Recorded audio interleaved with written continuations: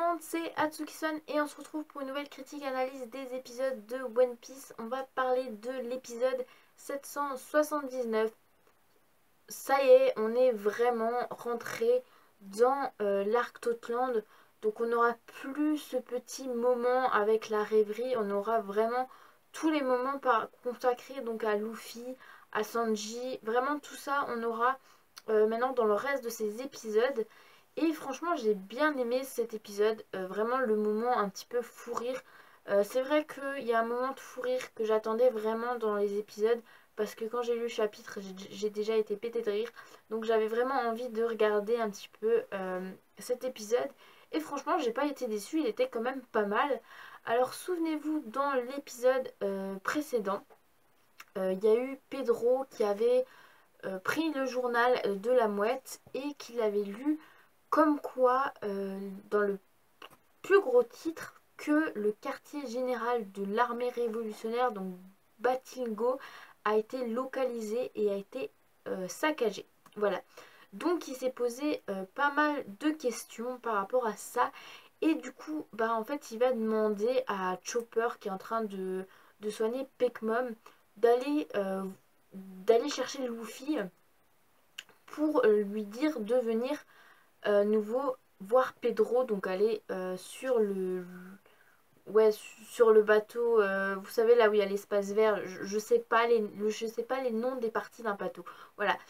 Dites-moi vous en commentaire ce que c'est parce que moi je ne sais pas. Donc du coup, Pedro demande à Chopper d'aller chercher Luffy. Il dit que c'est assez grave. Luffy, lui, qu'est-ce qu'il est en train de faire? Il est en train de cuisiner. Vous imaginez la chose. Voilà, clairement. Et donc du coup, Luffy arrête toute sa cuisine, va voir Pedro, tout le monde est réuni donc ensemble. Et Pedro tend donc le journal de ce qu'il a vu à Luffy.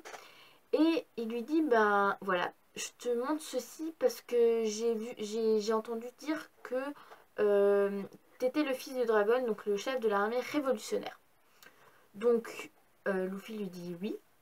Mais il voit aussi le portrait de Sabo parce qu'il y avait Sabo, euh, Dragon et Koala, s'il me semble bien. Il y avait aussi Koala sur le journal. Donc il dit oui, mince, c'est aussi Sabo, c'est mon frère. Alors, ouais, voilà, c'est. Les autres sont un petit peu. Un petit peu.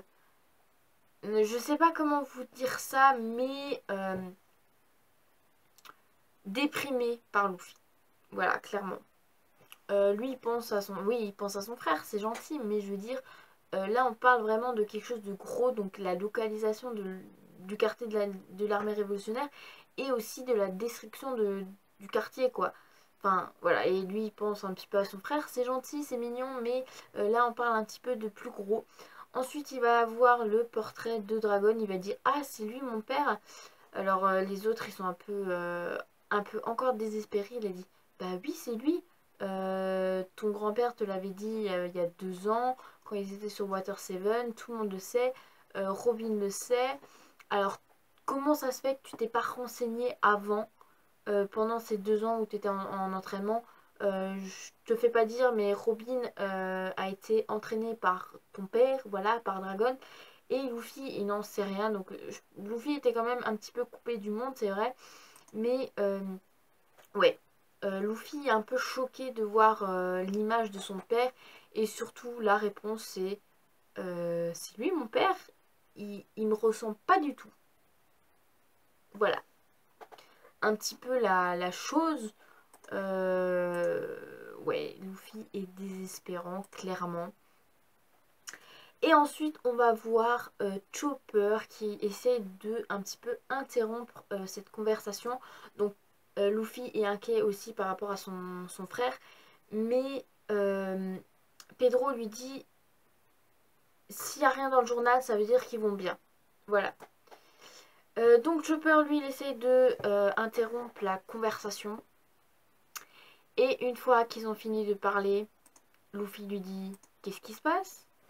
Et ben tout simplement, Chopper lui dit, c'est bien gentil Luffy de nous faire la cuisine pour nous, mais ça c'est normal. Il est en train de faire cramer la cuisine. Voilà, il a oublié d'éteindre le feu. Luffy, en plus des désespérants, c'est un danger public. Voilà. Bon, sinon Nami va se rendre compte qu'il y a une tempête qui va se passer. Donc du coup, Luffy est content parce que du coup la pluie tombe sur le feu, donc le dégât qu'il a commis, hein, clairement. Ensuite, on va se retrouver sur Zou. Et on va voir Wanda qui demande au petit singe, vous savez là, petit singe qui s'appelle, je ne sais plus.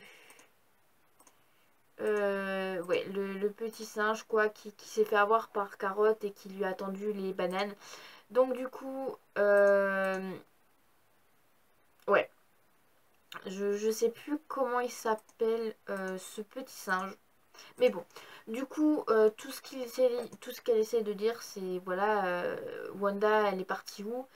Enfin, Carotte, elle est partie où?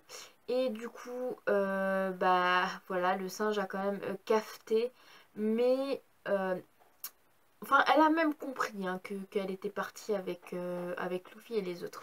Mais du coup, Carotte, enfin Wanda, décidément, je suis désolée, je suis fatiguée. Cette semaine, je pense que je vais être fatiguée. Hein, clairement, j'ai encore pas mal de choses à faire dans mon jeu de Zelda, donc je vais être crevée. Voilà, clairement. Donc, Wanda bah, dit que c'est bon, je t'en veux pas de rien avoir dit. Elle est avec Luffy et les autres, donc tout va bien se passer. Tout est bon. Ensuite, il y a ouais. Inuarashi qui, bah, en fait, qui est un peu inquiet de pourquoi et comment Jack a eu la vive carte de Zou. Et est-ce que la vive carte est bel et bien détruite par, par le gros bordel qu'ils ont fait avec Zunesha, où Zunesha avait balancé sa trompe et avait jeté tous les bateaux de Jack et Jack avec sous l'eau. Ensuite, on va voir Jack sous l'eau qui va demander qu'il vienne le chercher. Mais on voit Jack avec des dents de requin. Donc, ça veut dire que Jack est peut-être un homme poisson.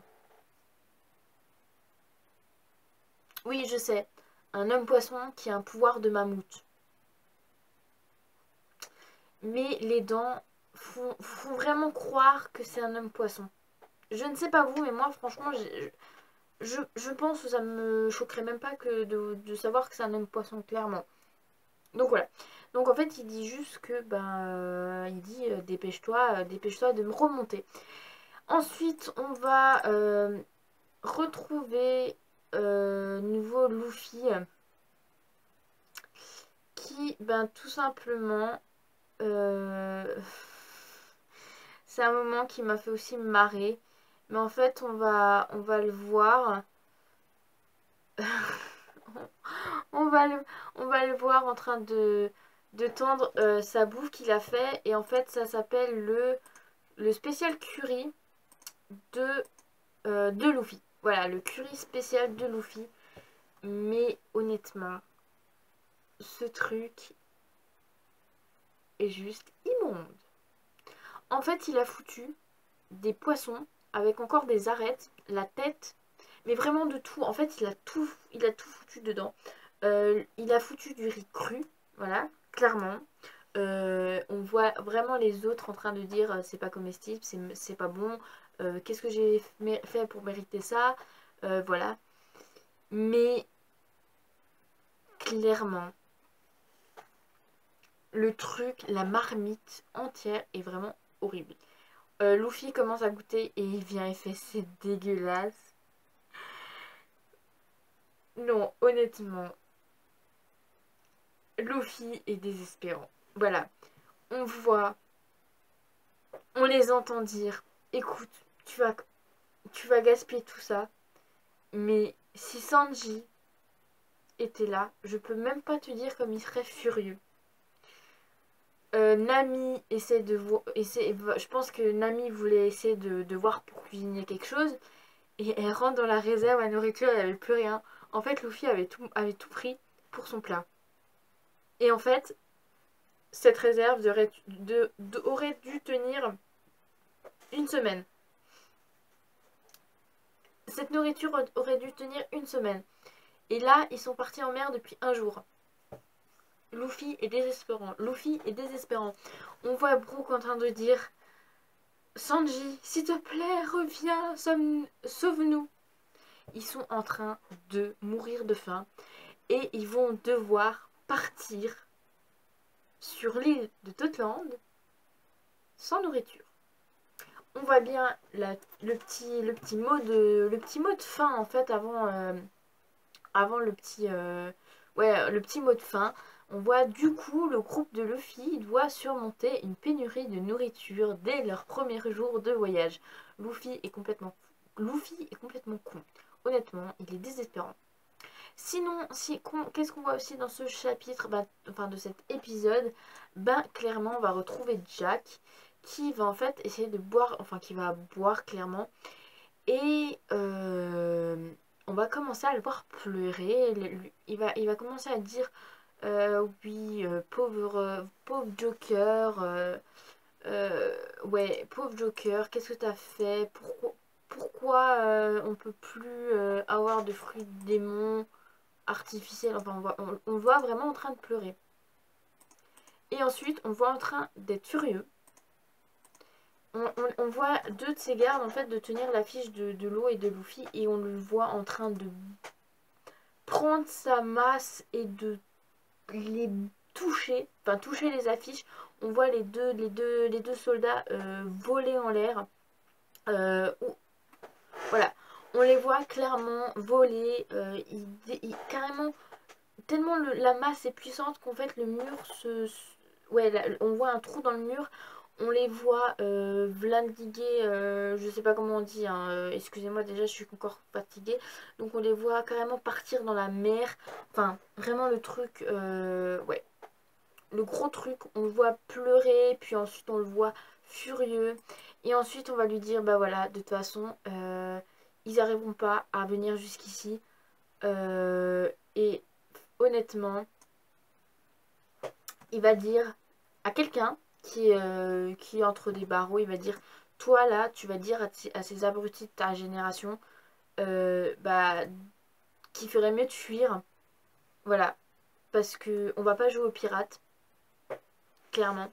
Et en fait, tout simplement, le gars qui est enfermé, et c'est Eustache Kid. Vous savez, le capitaine avec le bras métallique Kid, complètement foutu.